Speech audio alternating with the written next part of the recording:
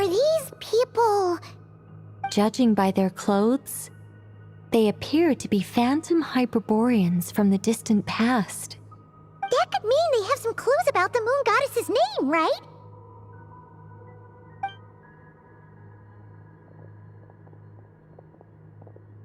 Hey there! Could you tell us what the moon goddess's name is?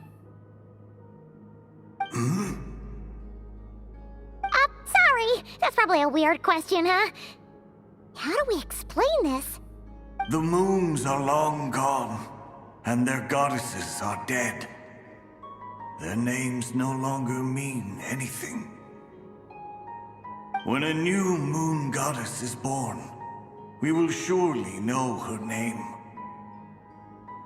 We have used every last resource at our disposal. All that remains is to wait, patiently and quietly.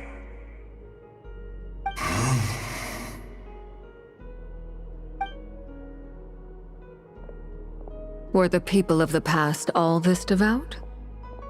It looks like this phantom doesn't intend to converse with us any further. Surely the new moon goddess he speaks of must be Columbina.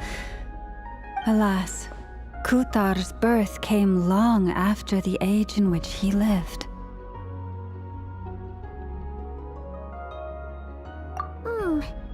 But, maybe if we find a phantom from a more recent age, they might know Columbina's real name. True. Keep an eye out. We should be able to tell which era they're from by the clothes they wear.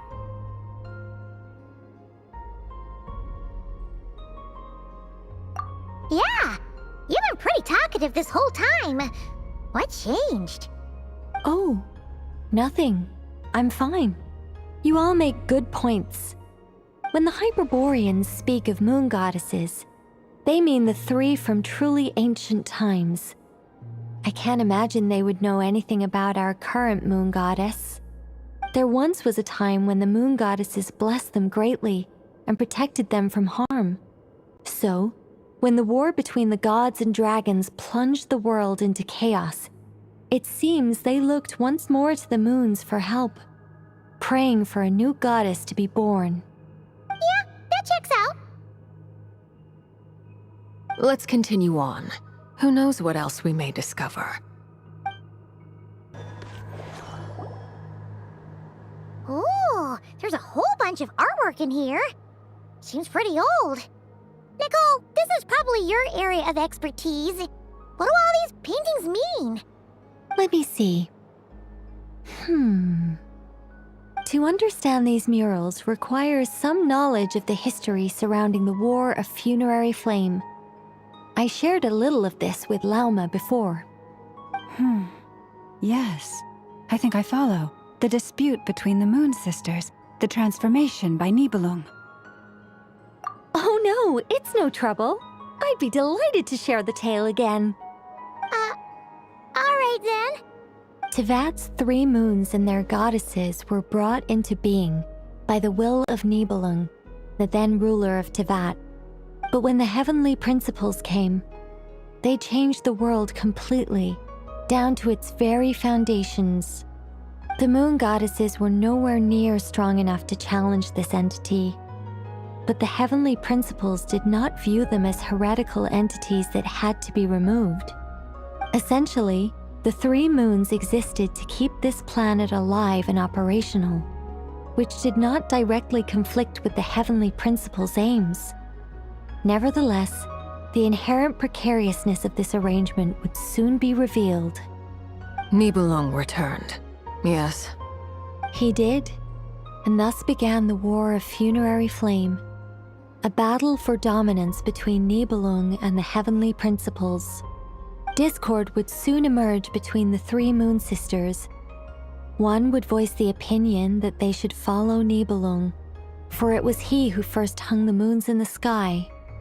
Another would argue that taking sides in the conflict would only bring the world closer to ruin. There was no telling where it would lead, especially since their creator had returned, bearing the perilous power of the abyss. Nibelung would eventually discover their disloyalty. He had all three imprisoned before transforming the moons into weapons with which to fight against the heavenly principles. What? Weapons? Yes, the very moons that had once defended the planet became instruments of death and destruction, striking terror into the hearts of all living things. And although the heavenly principles and the three moon sisters had once been at peace, it now seemed that the moons posed an unacceptable threat to Teyvat. It is possible that the heavenly principles did not know of the goddess's imprisonment. If so, the weaponization of the moons would surely have been viewed as an intentional breach of the peace agreement.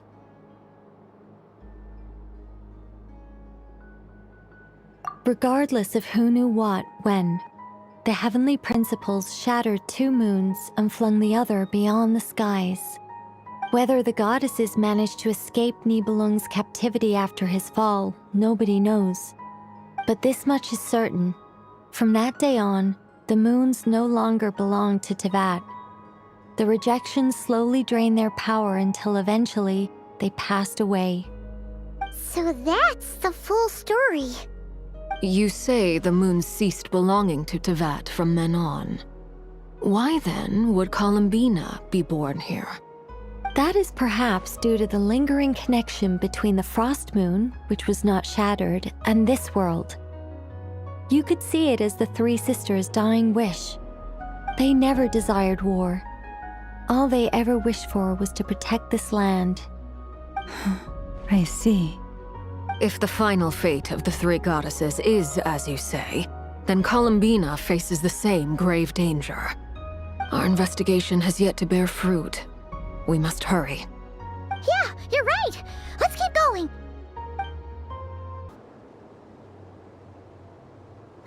We're finally here. Guessing we'll need to activate this thing? Indeed. I was a little worried about that at first, but as we got closer, I sensed that the Kuvaki within it flows unimpeded. It should be functioning normally. The only issue is how to activate it. It's looking a little worse for wear. What about the cores from some of the other devices we've seen? Can we repair it using those? In all likelihood, yes. I imagine that would have been the Hyperborean's backup plan. Let's look for some cores.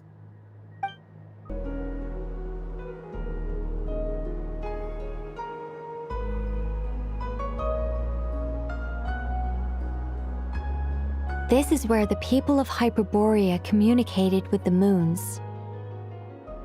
We need only place the moon marrow upon this platform on Moon Prayer Night, and we shall be able to open a portal to the moon and send our moon goddess back home.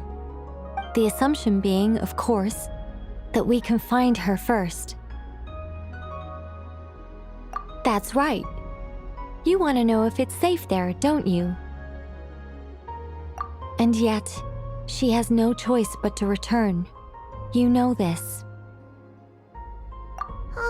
That's not the only issue here. This is the end of the line, right? We've explored everything we can. And despite looking at historical artwork and talking to people from Hyperborean times, we're still no closer to learning Columbina's name. If it's not too much trouble, could you tell me exactly what Alice said to you about finding her name? Oh, sure. What she said was... Then your first job is to find it. As a moon goddess, I'm sure she must have a name she identifies with. Neither Columbina nor Kutar is her true name, and she's never really accepted either of them. Is it not also possible that she has never had a true name? Not at any point in history? That would be a hard pill to swallow. But at this point, we may have to accept that that is the truth. No one knows how she came into being, and she certainly doesn't have parents in any sense that we're aware of. Perhaps she was never granted a name at all. But does that mean there's no way to get Columbina back? She's just gonna disappear and there's nothing we can do about it? Huh? pessimism. Was it the way I phrased this question? You all seem to be taking this in completely the wrong way. Well, just because she's never had a real name in the past doesn't mean she can't have one now. What? Think about what Alice said again. She never once said that you'd have to find a new name, did she? Are you saying what I think you're saying? Yes. Names are anchors that connect us to the world. If she doesn't have one already, then all we have to do is create one, no? It's like... yes. Traveler, when you first arrived in Teyvat, do you think you would have turned around if someone behind you shouted, "Hey, Tumaini"? But what about now?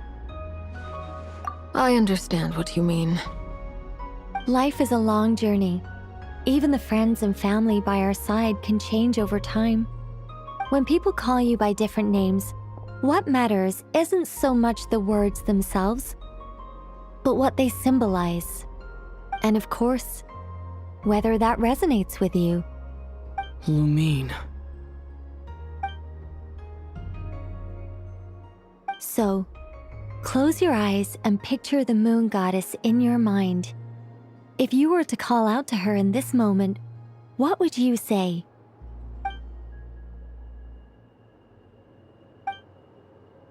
Columbina. Columbina. Paimon would call her Columbina too. Well, she has long forsaken everything that Kuthar represents. I think from now on I should call her Columbina too. Well, it sounds to me like you found your answer. Are you sure? Is it really that simple? We haven't found her this whole time, and not for lack of trying. For a journey like this, the process is every bit as important as the outcome.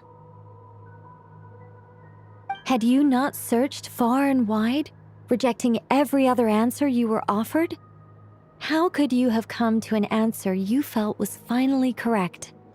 Oh, it all makes sense now. This has Alice's fingerprints all over it. Are you suggesting that Mage knew from the start that Columbina never had a real name to begin with? I can't say for sure, but I can definitely imagine her chuckling in satisfaction somewhere right now, saying, "Ah, what fun." Ah, Lalma, your antlers! You should hurry. The festive moon has begun to rise. Do not worry, for when you called the name Columbina just now, I could sense that the power within was enough to summon back the moon goddess. The power within what? The name? Yes, so, the thing is,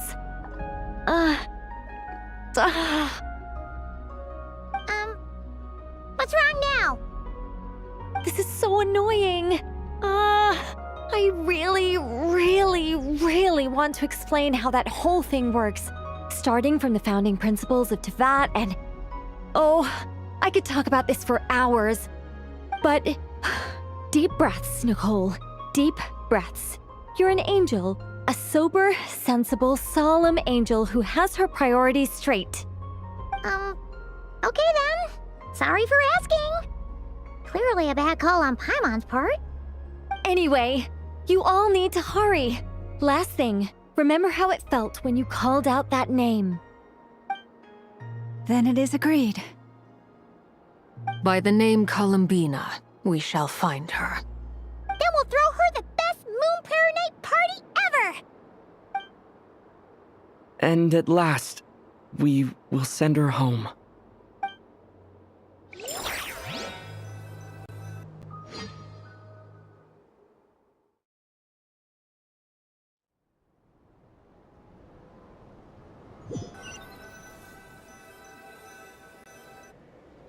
I can barely move anymore. My consciousness is fading away. Have they come back out? I'd love to see them one more time.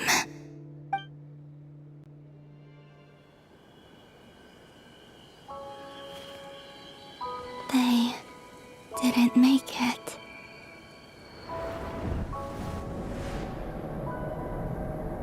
Could you tell me your name?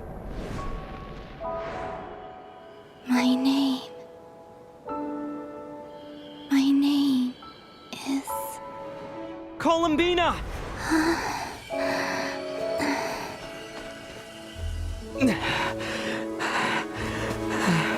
Columbina! Are you here? Columbina! That's the name you gave when we first met. And it's what I've called you ever since. Columbina. It's a fine name. I have many fond memories of Columbina, and so do all of your friends.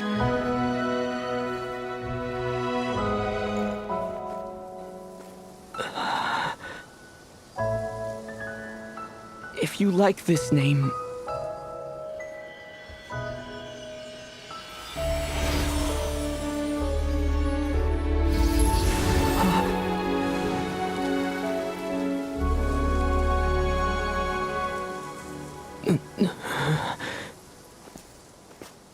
Looking for me? I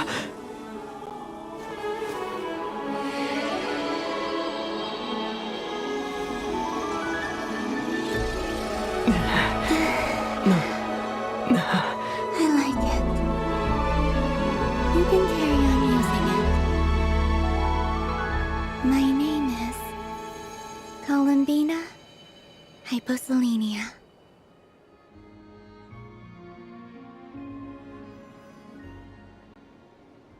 Columbina Hyposelenia. That's a wonderful name.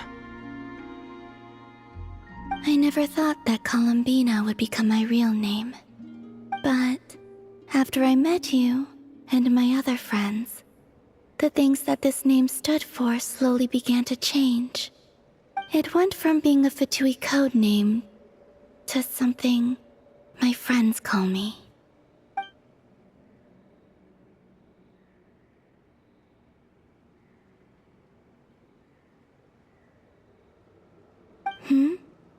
What is it? Why aren't you saying anything? I'm just so happy for you. Thank you. So, where's everyone else? We can go and meet them very soon. Everyone went to different places to try calling your name. Great. I'd like to thank them as well. Everyone's done so much for me. Searching for my name, entering those ancient ruins. Huh? Wait, so you were... Yes, I was there. Not physically, but my consciousness was still holding on. I followed you the whole way. Starting from when? You turned around and called out my name while you were in Nasha Town. Do you remember?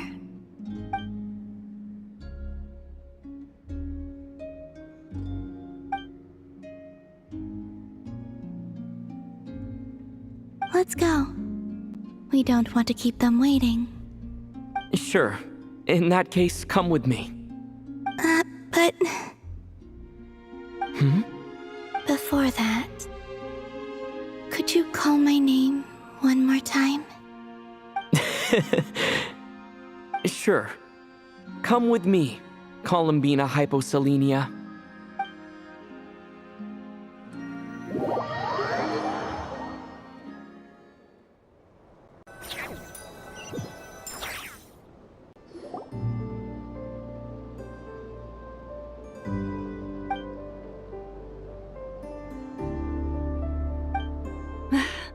Columbina! Oh, this truly is wonderful. Llama, I can't breathe. Ha ha! Just in time for Moon Prayer Night. It's good to have you back, Miss Columbina. Yeah, we were worried sick. Thank you, my friends. With your help, I now have a name that belongs to me. Columbina hyposelenia. Where's the second half from? You added it yourself? That's right. It means, Born beneath the moon. yes. And by extension, it can also mean born beneath this world. A fine name. Now, as much as it pains me to interrupt this beautiful reunion, I feel obliged to remind you that the Moon Prayer Night celebrations in Nasha Town have already begun. Don't you want to enjoy the festivities? There's so much to see and do. And some of the ambient lighting and entertainments were sponsored by the kind souls in the Hexencircle. Nicole? Why have you turned into Dodoko? So you're Miss Nicole. Thank you for helping us, and for helping me find my name. It's nice to finally hear your voice. You're quite welcome. Guiding lost people to hidden treasure is what we Seelie do. And if you ask me, spiritual treasures are far more precious than material ones. Chests are all well and good, but this was what it's all about. Ah, so satisfying. Anyway, I had to go help Alice. It seems like she ran into some trouble. That's why I couldn't be here in person. But don't worry, we're with you in spirit. We'll be celebrating right along with you. Keep an eye out for the Hexencircle's festive stalls in Nasha Town. I think you'll like what we came up with. Alice said she even managed to rope B in this time. The Frost Moon Scions have also prepared various attractions. I believe Aino and Effa and their crew are setting things up as we speak. On that note, Nefer, about that request I made. It's all in hand. Yehoda is on site to ensure that everything goes off without a hitch. Wonderful. In that case, Traveler?